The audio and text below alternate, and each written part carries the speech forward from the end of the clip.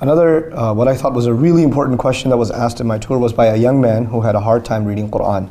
He said, I keep trying to read Quran and I don't read it that well. And this young man had a very sensitive personality. And one time he was listening to the radio somewhere in Pakistan or something, and he was listening to children recite Quran, right? And this young boy recited so beautifully, and the teacher said, "Subhanallah, you have a really pure nafs, you have a really pure soul, you're a really pure person, and that's why Allah gave you the ability to recite the Quran so easily." And this young man heard this and got really disturbed because he felt, maybe I can't recite Quran because I don't have a good person. I'm not a good person. Something missing in my soul, And he really, really took it to heart.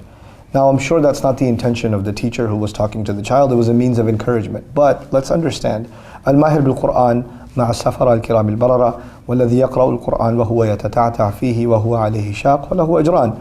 Rasulullah told us the experts in the Quran are among the highest ranked angels, but the ones who stumble in it, keep stuttering, they can't pronounce words properly, they can't read properly, and they find it very difficult every time.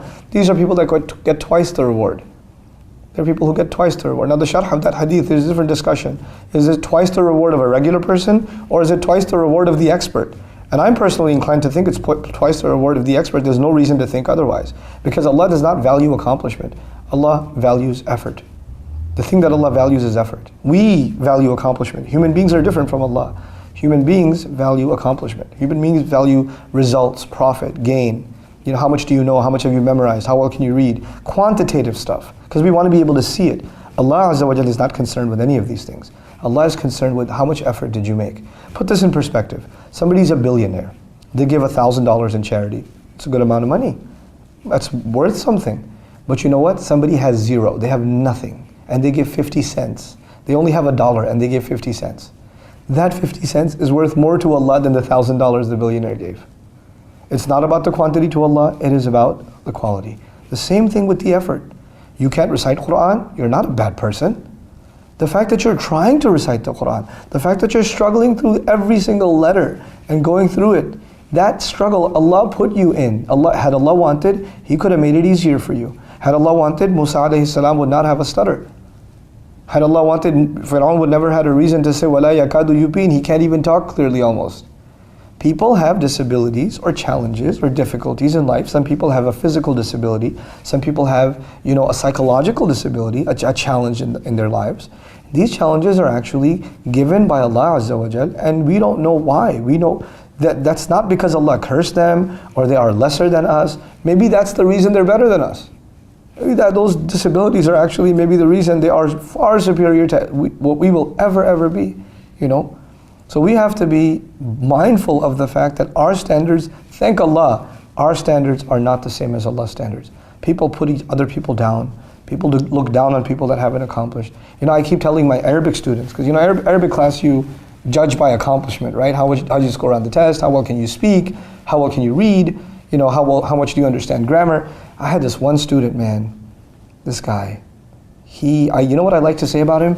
I like to say Allah didn't create him for Arabic. That's what I like to say.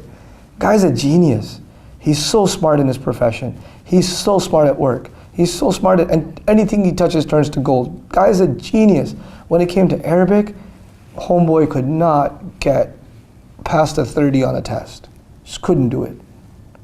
And this guy, he literally studied more than any other student I've ever met. More than any other student. Hours and hours, day after day, day after day. And he's failing the test, and anybody else who fails the test gets depressed. They don't study for a few days.